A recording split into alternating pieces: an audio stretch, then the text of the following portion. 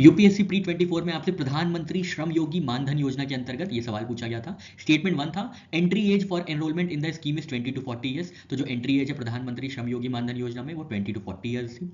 Statement 2 था, age specific contribution shall be made by beneficiary. Beneficiary को अपनी as के मुताबिक स्पेसिफिक कंट्रीब्यूशन पे करना पड़ेगा।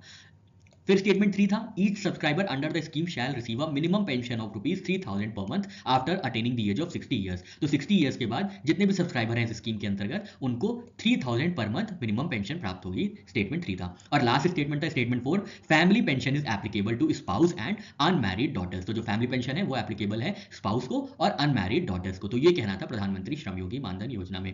इसका सही आंसर था ऑप्शन बी, 2 और 3 ओनली स्टेटमेंट सही है। अभी हम लोग देखते हैं कैसे ये सही होती है। स्टेटमेंट 1 इनकरेक्ट है क्योंकि जो एनरोलमेंट एज है वो 21 से 40 नहीं है, वो 18 से 40 इयर्स है। जिनकी मंथली इनकम 15,000 या उससे कम है वो ये स्कीम को ज्वाइन कर सकते हैं। स्टेटमेंट 2 बिल्कुल करेक्ट है, एज स्पेसिफिक कंट्रीब्यूशन पे करना पड़ेगा जितने भी बेनिफिशियरी इस स्कीम को अवेल करना चाहते हैं। Under the scheme 50% of monthly contribution varies between ₹55 to 200 depending upon the entry age is payable by beneficiary and equal matching contribution is paid by central government. तो जैसे ₹55 बेनिफिशियरी देता है उसी के मैचिंग कंट्रीब्यूशन सेंट्रल गवर्नमेंट देगी ₹55। तो ये statement 2 बिल्कुल करेक्ट हो गया। स्टेटमेंट 3 भी करेक्ट है क्योंकि 60 इयर्स की एज के बाद 3,000 मिनिमम पेंशन की इसमें प्रावधान दिया हुआ है। तो ये स्टेटमेंट 3 करेक्ट हो जाता है। स्टेटमेंट 4 इनकरेक्ट क्यों है? क्योंकि फैमिली जो पेंशन है is applicable only to spouse and not unmarried daughters. और फैमिली पेंशन कितनी मिलेगी? 50% of the pension as family pension मिलेगी आफ्टर बेनिफिशियरी डाइज। तो स्टेटमेंट 4 भी इनकरेक्ट हो गया। स्टेटमेंट 2 करेक्ट है और स्टेटमेंट 3 करेक्ट है। बाकी स्टेटमेंट 1 और स्टेटमेंट 4 इनकरेक्ट है।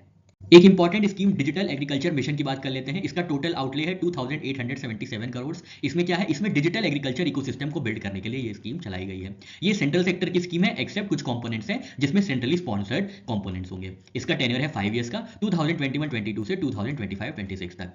ऑब्जेक्टिव क्या है इस स्कीम का? तो डिजिटल इकोसिस्टम को बिल्ड करना, गवर्नमेंट को हेल्प करना इन्फॉर्म डिसीजन मेकिंग में और पब्लिक और प्राइवेट इनोवेशन और पार्टनरशिप लाना एग्रीटेक में।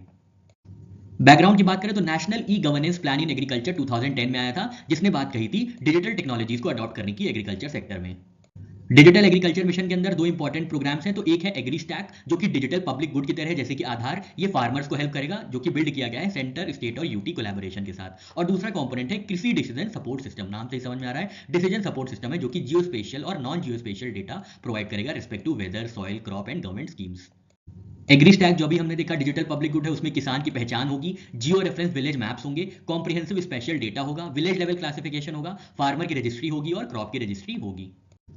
कृषि डिसीजन सपोर्ट सिस्टम में जियो स्पेशल डेटा और वेदर डेटा अवेलेबल किए जाएंगे, ड्राउट या फ्लड मॉनिटरिंग की जाएगी, ग्राउंड वाटर अवेलेबिलिटी डेटा के बारे में बताया जाएगा और मॉडलिंग की जाएगी क्रॉप और इंश्योरेंस की।